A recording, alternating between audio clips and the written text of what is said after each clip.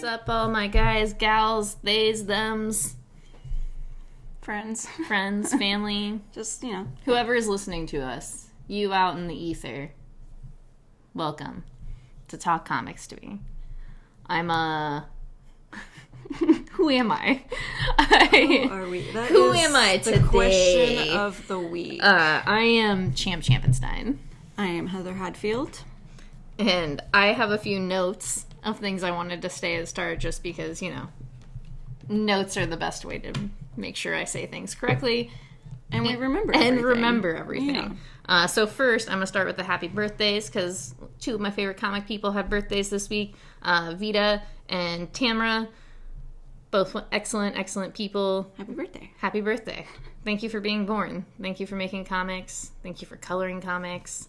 Thank you for being a part of this. Yeah. Our journey with us. Yeah, thanks for being in our life in a way that we never understood that you would be before. Thank you for being as big of fans of us as we are of you. Thank you. We know you're listening, Fake it so till you make it. We're all very good friends. Next, moving on. In my list of things, let me just check this off real fast. Click my pencil. Done. Is it numbered? No. I just put it on there, and then now I'm just going to decide how I want to talk about it. Okay. I'll probably do that one last. A wild card. Yeah. Okay. As usual. Yeah. I mean, what are we if not wild cards? Next, I'm going to really quickly talk about a group of people from Omaha put together a really neat project of little short comics that they all did. It's called the Omaha Comics Anthology. I know you can pick it up at Legend Comics and Coffee for sure. We'll sign some stuff for you too if you want. We didn't do anything. When you pick it up, we'll sign it. We'll sign it. We'll put other people's names on it for you. We can point you out to their Instagrams and stuff if nothing else. Yeah, I'll take selfies with you. Whatever. We're wild cards. It's up in the air at this point. But yeah, definitely check that out, especially if you are a local Omaha person, because it's fun. Yeah, we gotta support our people. All right, check 2. Dang, we're done. You're blowing through this list. Yeah, dude, that's what I'm here for, just to blow through things. All right. So next. I wanted to re-mention again and tell you to go check out Synergy Nation Network. That's what it's called. We did put a link in our comments last time. We'll do it again this time, but it's a nice little collection of Omaha podcasts, or just, I guess, nerdy podcasts. A group of very talented individuals who come together to share the joy that is our life.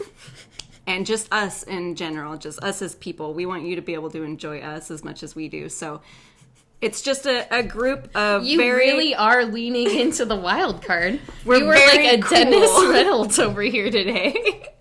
What did the list do to you? He was my inspiration for the day, to be completely honest. I wish I had known we were going to do this today. I would have chosen a Basically, character to be. We're just blessing you with us. Yeah. So check out Synergy Nation Network, where you can get your fill.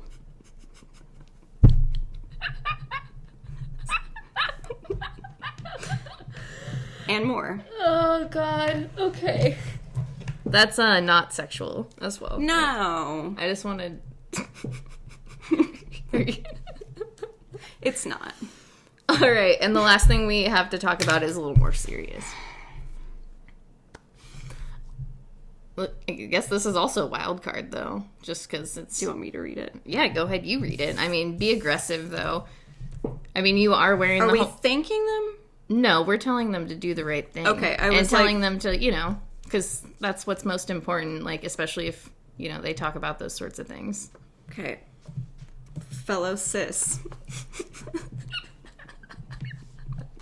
I didn't mean... Anyway, basically, cis people need to stand up for trans people. And if you're doing that, good job. And if you're not, you probably should, because that is a nice thing to do. Yeah, I mean, and it is just, like, incredibly important for us to do that. I mean, cis people to do that. It's important that we do that we all do that. I mean, yeah, for sure. Just to make sure that people are understanding the issues that are going on, and that, folks feel more confident in being who they want to be and being who they are. Also, you know, trans youth just go through so much bullshit. Let's, as always, take care of our people. Be a good person. Be a good person. Don't be a dipshit. We'll come through these screens, through this microphone. Because I don't know if you've noticed, we are very powerful. Almost godlike. And if, Almost? And if you fuck with trans people, we will have to fight. I wore my gold chain today because I mean business. I know. I was about to say, you look aggressive. I just wanted you to be aggressive. I am not as aggressive as you are today. I feel left out. I was going for Tony Soprano, but this is like the only close to soprano shirt that I have, so that's why I had to put on the gold chain. Otherwise, I just like the guy from Magnum PI. Tom Selleck? I just prefer saying the guy from Magnum PI. I think that sounds cooler. Yeah, you're not wrong. Yeah. Okay, so that's all we have to start with. Thanks for, listening. Let me check that off the list. And that's a complete list, everybody. Yeah, we did it. And now we have this week's comics, which is really short, which is part of the reason I made this list to talk about here to start with. Without further ado, here we are to bless you. This is Jesus Christ. The plot. This is issue number 8. This is the very last issue. This ties up the whole story. Uncle Chase, if you haven't been paying attention for the last 7 issues, he gets custody of his brother's kids after his brother and his wife are murdered. They move into the family house.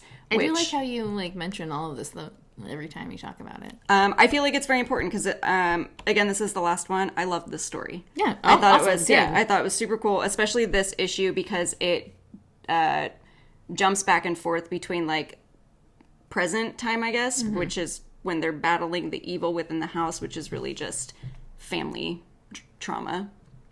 And then it jumps to the future. We understand that. Yeah. Don't want to get into it today. Listen to one of our previous videos. I'm sure you'll hear it. There's probably great ones. But then it jumps into the future, I think like 15 years after that. And Uncle Chase, it's his birthday and the kids are grown up and they come to see him and he talks about how family is important, but loving each other is even more important, and how it kind of changed him. No. And so yeah, he raised them, and they did good. Like they went through college and like all that stuff, and he was the mess up of the family, I guess. So it was just really cool to see that and what he would do to like protect those kids, even though he'd never met them before. Yeah, I really like that. Yeah, it was cute. I'm glad I wrapped it up real nice for you. All right. So now we have my favorite book of the week. I've been waiting for this since, I think before pandemic. I think it was solicited before the pandemic started. I think it was in the one, right before everything shut down. And then it seemed like it might have been canceled, but I knew it wasn't canceled, so it was just that long, long wait. It was in comic limbo. It was in comic limbo. This is a book by Tyler Boss. It's called Dead Dog's Bite. This is chapter 1. I can't even explain to you guys how much I love this book. It was so incredible. I have a hard time putting into words what really drew me into it. I think it was the way that the story was told, because there's a narrator, but you also get dropped right into it. Mm-hmm. So that's what I liked about it anyway. I thought the narrator was fun. It felt like also for me personally kind of relatable in a weird way. I could see myself as this protagonist character. I looked up the medicine that she was taking, and I believe it was an antipsychotic. Let me check really fast one more time, because as I have learned in comic book stuff, sometimes the medicines they are getting are important to the character. Yes. Okay, sorry. It helps with seizures, nerve pain, and bipolar disorder. I'm getting there. Okay, I was like, that part I feel like changes what it does, though. The properties of it. And then this actually helps treat seizures and bipolar disorder as well. So our main character is dealing with some sort of bipolar disorder, and her friend has gone missing. She is kind of on the hunt for her friend in a detective sort of way, trying to... and you kind of get introduced to some characters in the town and what they're doing and how they kind of play into everything. And then you meet the girl who's missing's boyfriend, Alan, and the main character's name is Joe. I remember these characters' names. Mm-hmm. This time. Only this time. I just love this particular panel with her, like, face. It's just, I don't know what it is about it. It's just so, so good. But they go to investigate her murder. There's just, like, a lot of, like, fun things that happen in it while also having this just, like, tone of very, very seriousness to it as well. You can just tell that she's young. Yeah, and it's just, I don't know, it's just so, the colors are really great, the art is really great, yeah, the narration is really great. This last page just blew me out of the water, and just, like, how, I don't know, how heavy it hits, and then also how much you can just, like, put yourself in that place and feel those same exact feelings, and I just love taking that out of a comic, especially. And for me, I keep mentioning the narration, but I agree with what you said, and I think the reason, like, in this page particular, there's, like, a certain feeling, and he does a good job of, like, walking into it and then mimicking the feelings that she's having too, so it just solidifies it. Yeah, no, it's really great. I did read the narrator's voice in, like, a David Lynch voice just because they said it was, like, Twin Peaks, so of course I just, like, went that way on accident. But it did work, like, in a very, like, odd way, because I don't know, there's something about David Lynch's, like, I don't know, even I can't do a David Lynch voice just because it's just like it's so unique. But if you can, like, have that in your head as you're narrating it yourself, it just, like, I don't know, it hits in an interesting way personally. But yeah, could not recommend this book enough. I mean, the solicit was Twin Peaks meets Lady Bird. I've never seen Lady Bird. I liked it. Okay. I mean, I have seen Twin Peaks. I really enjoy Twin Peaks. But I can see why they said those things. But I think, you know, it's obviously something completely of its own. Yeah, it's good. Yeah, it is just I don't know what else to say. Yeah, no, it's hard to, like, describe it because it is just, like, really, really good. Love the panel setups, too. Like, that was one of my favorite parts. And, I mean, if you ever read Four Kids Walk Into a Bank, with the book he did with Matthew Rosenberg, kind of the same sort of, he did, like, the same sort of, like, 9-panel setup that they did in that book. And, I mean, not all the way through this, but some really solid, like, comic work here. Sorry. No, it's good. I liked it too. I mean, just like hearing you talk about it. Yeah, it was one of my favorite books, and I've, like, number ones that I've read since, like, Little Bird. Yeah. And it's been a while. Like, that book's hasn't been out for, like, a couple of years, so. I wish I would have gotten that. I might order it. Yeah. Do it. So next I have Resonant. This is issue number 8 as well. I'm not sure when the story is going to end. I thought it might have been the next one, but it feels like there's going to be more. Basically, the single dad is on a mission to find medicine for his ill child in a post-apocalyptic time. He gets stranded on this island. In the last issue, he gets on the boat to get away, and the boat sinks. So in this, he washes up on shore, and he's trying to find the people that he was with before, and he comes across this commune, I guess, living in this place called the Spiral. Okay. And it's like this weird natural thing that just popped up that can somehow block out the waves that have been going through. They don't know how it works. It's like a weird science, but it's run by their cult. Cults are very prominent in this book, so I'm just going to say it's cult. Yeah, makes sense. Yeah, it's going. I don't know. I like it. Yeah. I just don't know when it's going to end. I don't know, like, how much more they could do with it, because this is the third cult that they've mentioned. I get it, but let's do something else. Yeah, I just want the family to be going. reunited. Yeah, I get it. Okay, I guess I have Fear Case. This is issue number 2. This just continues the search for this case that you have to send to somebody you hate, or otherwise it kills somebody you love. So the two detectives are on the hunt. They only have a day left. They are getting very paranoid. What happens? Yeah. I mean, and that's the whole thing about the fear case is that all these detectives work on it for, like, this amount of time, because if they work on it any longer, and usually when they get to this point, they basically just, like, kind of lose their shit. Okay. I remember you saying in the first one that they all kind of went crazy or whatever, but that makes sense now. I get it. But, it's enjoyable, and I really like I said, I really like, Tyler and Hilary Jenkins, like, the art and colors together. Like, that's something that I liked from King of Nowhere quite a bit. And I just... It's not that I don't like this story, it's just, like... It just kind of is? Yeah. It's enjoyable. I like to read it. I mean, I wouldn't say that somebody else wouldn't like it quite a bit. It's just... I think right now, too, I'm reading, like, a lot of, like, conspiracy theory stuff. And so, like... So there's nothing really, like... It's like harder for me to get into this because, like, I don't know, unfortunately I'm kind of like comparing it to Department of Truth, even though they're like completely different stories. Right.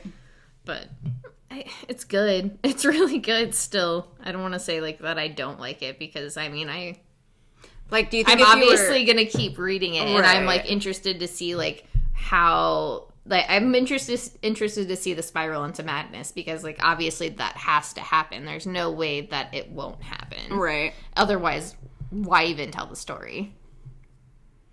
You'll have to let me know how that goes, because I love when people spiral.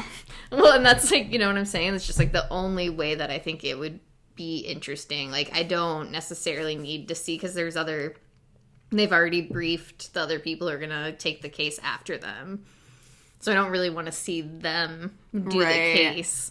And I don't think that would be, like, necessarily cohesive or necessary for the story to, like... It would be poor storytelling, like, if you just jump from one to the next, like, without explaining what happened to the last one. So, I mean, if they were going to do that and, like, overlap them, that might be cool, but... Yeah, and like I said, I'll just have to see what happens. And I think it is only, like, a 5-issue or 6-issue series anyway, so... Okay.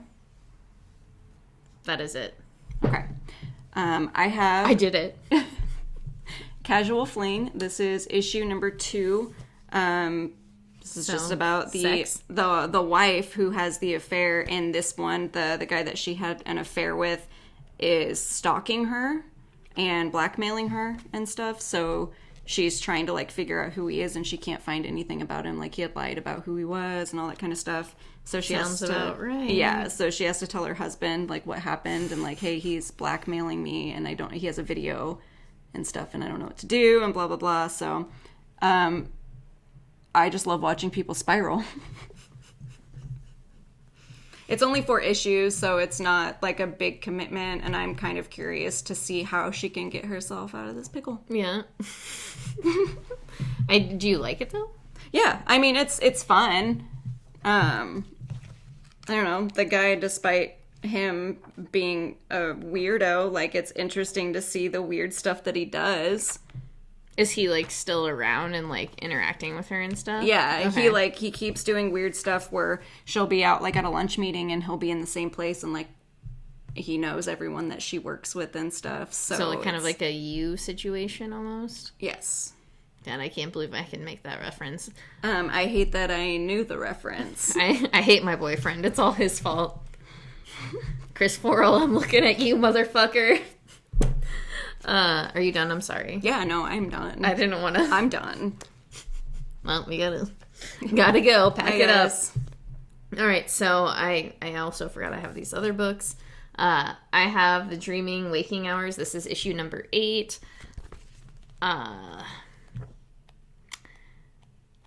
So they're kind of connecting the pieces between the boy Ruin was seeing in the dreams and Heather and what she's doing now.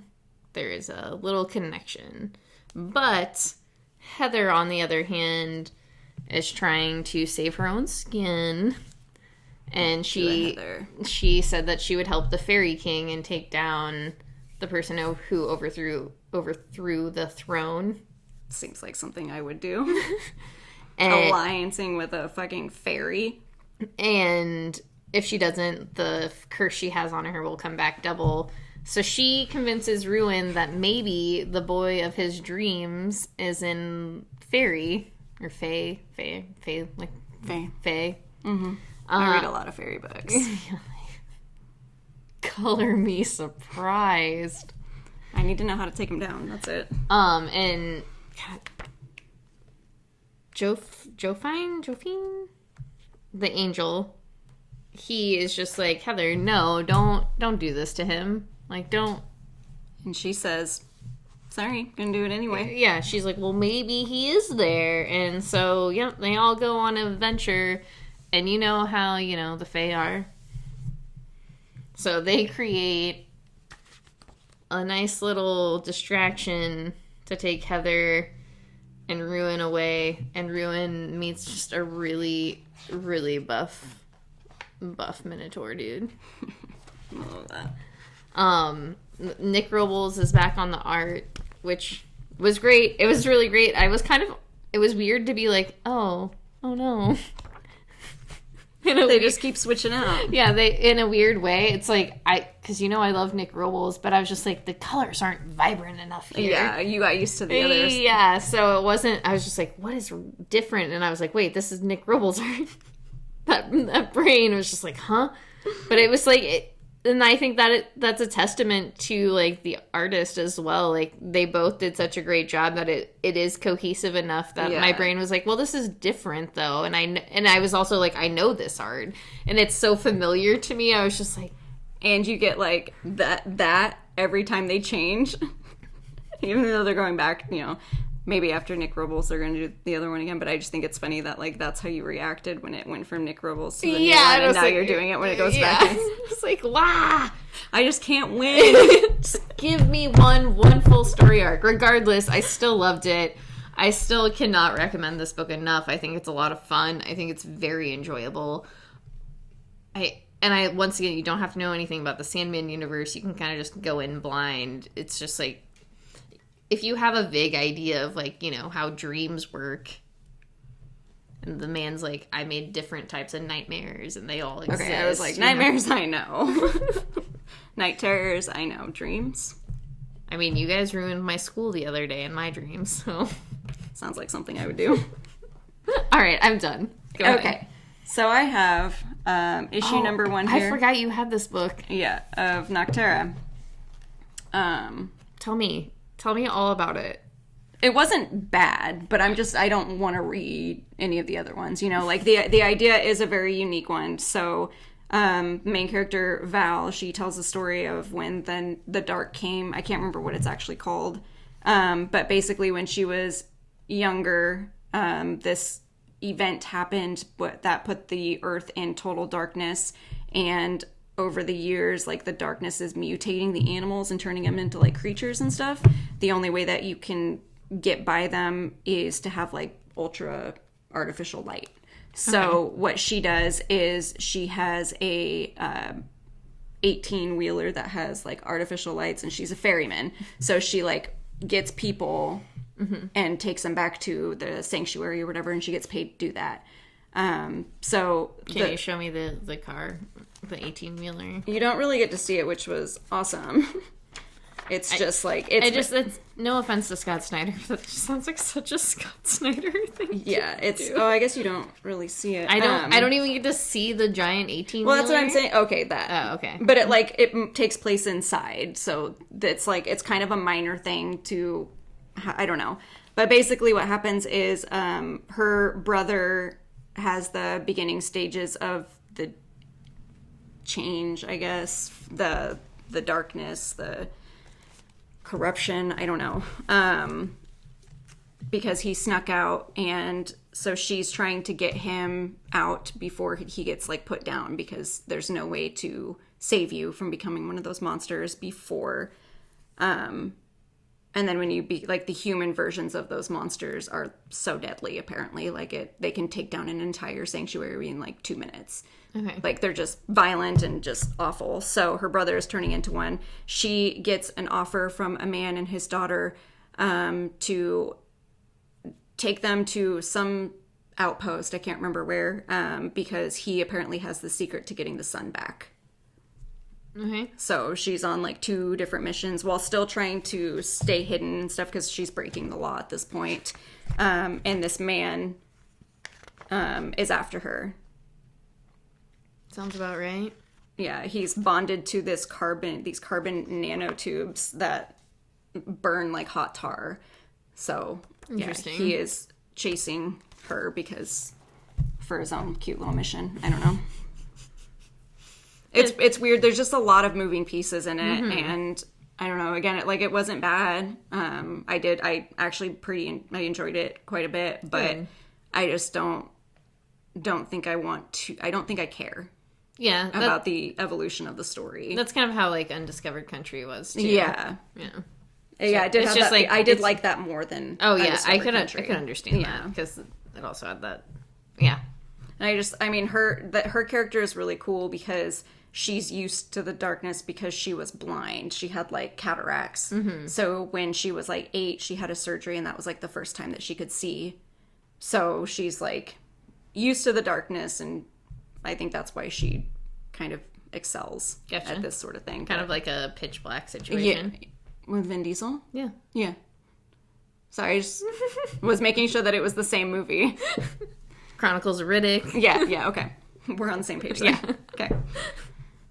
Just bringing up all the weird movies today. Have you seen this one? I just watched Dracula Untold for the first time.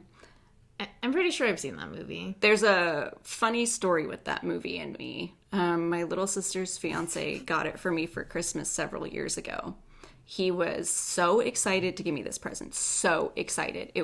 He was like vibrating in his chair. And I opened it and it was Dracula Untold. And he said, I just thought you really needed this movie. But he was like laughing so hard when he found it in the $5 bin at Walmart. And was so excited to give it to me because he knows I love Dracula. And he was just like, I imagine it's terrible, but I just really wanted to get this for you. Did you watch that DVD? Or did you watch some? The DVD. Oh, okay. I opened it for the first time. I meant to text him and tell him about that, but I forgot. Did it smell fresh? Oh, yeah. Super fresh. It was like a scout book. Good. You like? Yeah, I did like that, actually. I like that a lot. I'm going to talk about one of these books I have written down over here on the side. I first will talk about Eniac.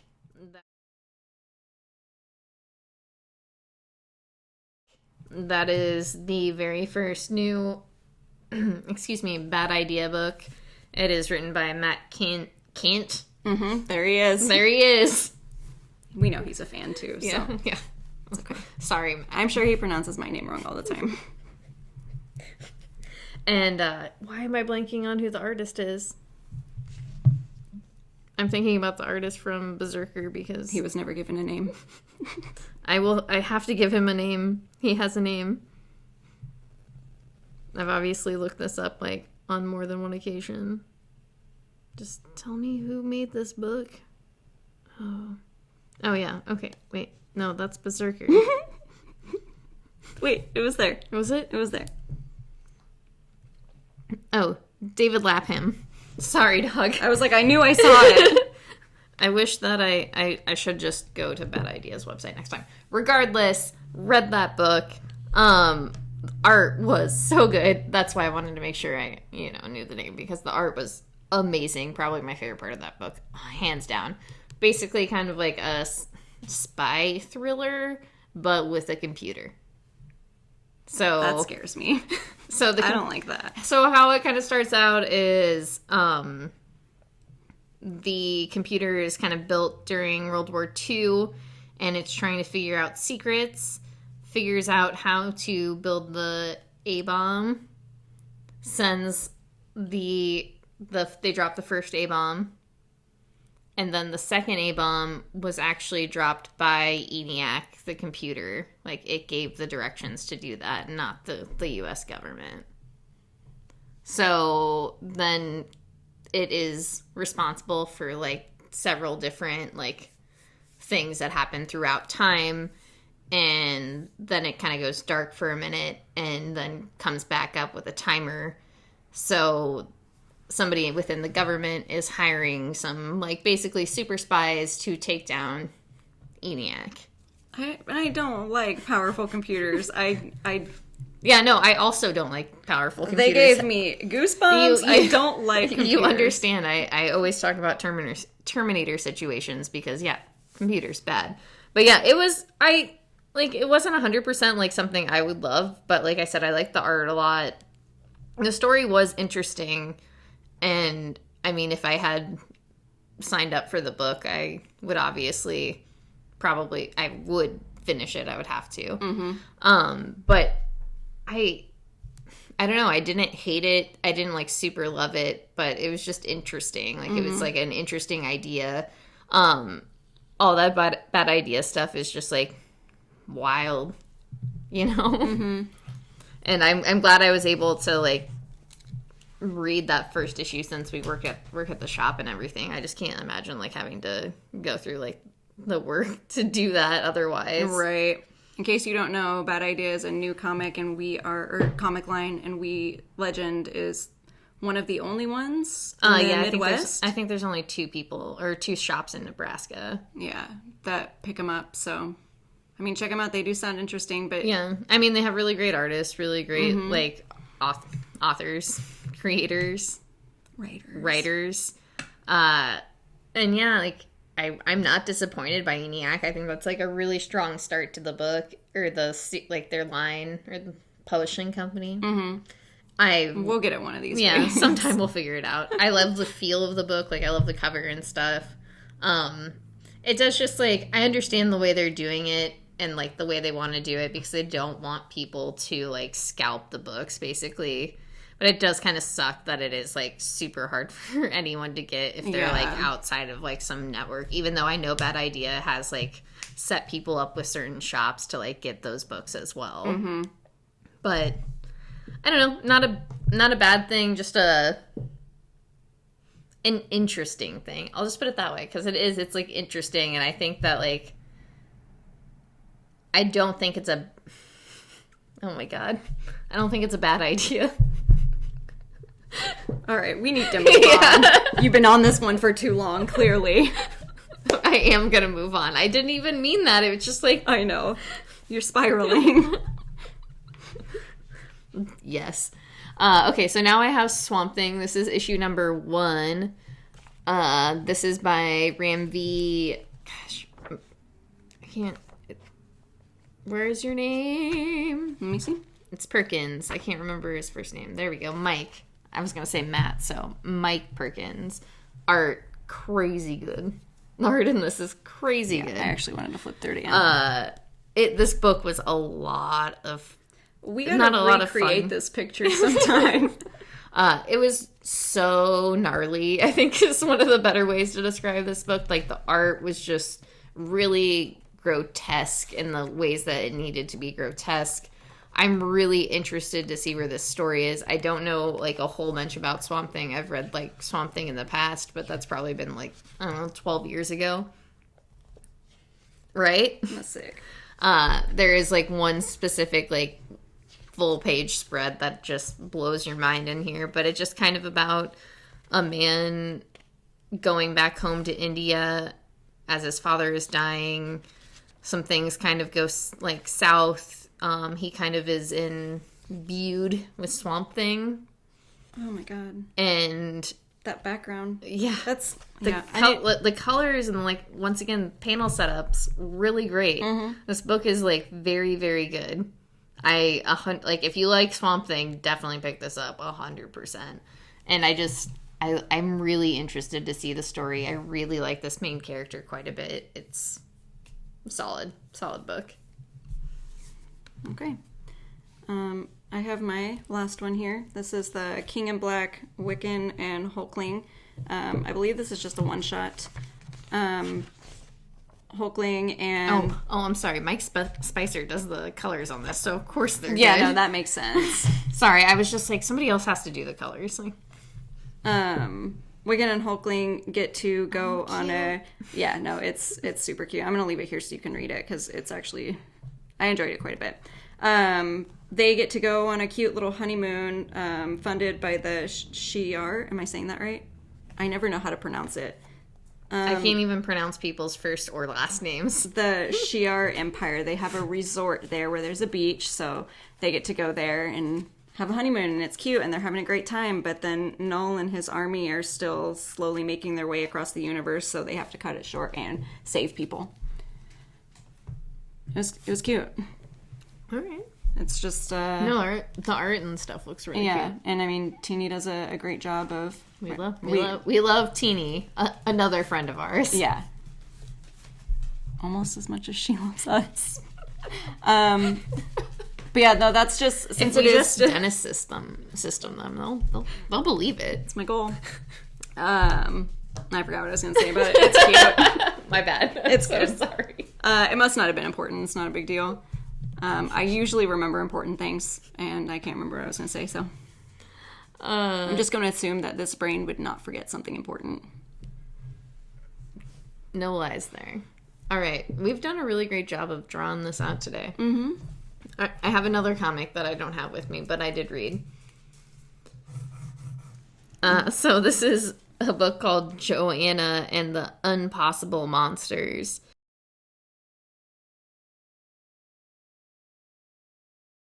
It is about a little girl who is just beating up monsters, but it's actually about her sister looking for her. Okay. Yeah, no, it's super cute. The art is great. The colors are great. Yeah, it's by Chris Samney and Laura Samney. But I didn't even really, I had seen somebody post about this recently, and I was like, what is this? And then I saw it, and I was like, I'm going to kind of flip through this. Mm-hmm. And then it was, the front half was no words. And then the second half kind of had, the actual bulk of the story. My kind of book. Same. Give it to me all at once, or yeah. don't give it to me at all. But it was just, super cute. I really liked the way it, flowed. And I mean, it's just a really good kid's story. And I had a parent come in recently, actually on Wednesday, looking for books for her son for, a car ride. And she was like, oh, he likes, Hilda. Oh, perfect. What's funny is I've never seen Hilda. I've seen, trailers. I've seen the art. And I was like, oh, yeah, I have the best book for you right now. Well, it's similar art because I've never seen it either. That was exactly my same thought. I was like, the art, yeah, well, we can just give this to you. And she's like, there is a Hilda, comic, right? And I was like, yeah, but we don't, it's like a book, right? Yeah, no, yeah, I don't think we have it anymore. But I know we did, and I flipped through it, and I was like, dang, that's cute. I don't know. Yeah, but if you have children, I mean, even if you don't have children, it is a very, very, very, fun little cute romp. Are you a child? Would you like to read children's books? Check out Joanna and the Unpossibles. That's, right? Yeah. Okay. Us. I just sold it, so. Okay, so, Meatloaf. Hi. Next we have Berserker. This is a book by Keanu Reeves, Matt Kent, Ron Garney, and Bill Crabtree. It's what you would imagine John Wick would do if he was Wolverine. Damn, dog. I was gonna say that. Is that good? You stole my line. Yes, that was because as you were saying that, I was like, oh, I can't wait, and then you just went for it, and yeah, that is what this book is. Do you want to do it again? No, we don't have to do it again. Okay. Cut. I can't say that I hated this book, but I can't say that I thought it was good. I'm gonna be 100% honest here. I didn't hate it. I don't think it was good. If at best it was midline. Yeah, no, it was all right. If one thing, the art carried this book. The art was incredible. I do agree with that. The art was just so solid, but it just absolutely carried the story and everything that was happening. Because I don't care about this dude because yeah, it is. When I finished it, it just felt so much like Wolverine that It was just weird. Yeah. I mean, yeah, it wasn't bad, but it just was... And I went back and read it again because I was just maybe I'm just being I guess pedantic, if you will. Mr. Big Words over here. Well, you know what I'm saying? Like, I do. Maybe I just, like... I'm well read, I know. I know that. I just felt like maybe I was just trying to be like, you know, what is this? But I went back and read it and still felt the same way. I don't know. It's, like I said, not good, not bad, just, like, solid midline. It's just a story that's been told time and time again, and it's just exhausting. And it especially feels more so exhausting when it's just like, I love Keanu Reeves, but when he's just like, I want to play this character, the whole idea of this book was actually to be a movie, and just, like, all of these things, and it's just like, I just want to actually read a fucking comic, dude. Like, I read comics because I want to read comics. I watch action movies because I want to watch action movies. And I don't know, he's just like, I want to see a character that punches through somebody's chest. And it's just like, those characters fucking exist. I just thought of the pitch for it, and it just made me laugh really hard. Yeah, dude, it is a laughable pitch. And I understand the whole point of making it. I understand the appeal of it. It just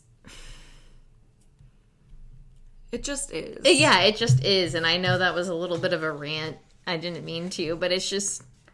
We needed one today. Yeah, I just read that article, and it made me laugh, because it's just like, dude, you have fucking money out your ass. Just make the goddamn movie. Like, just do it. Yeah. Like, if that's what you want, just fucking do it.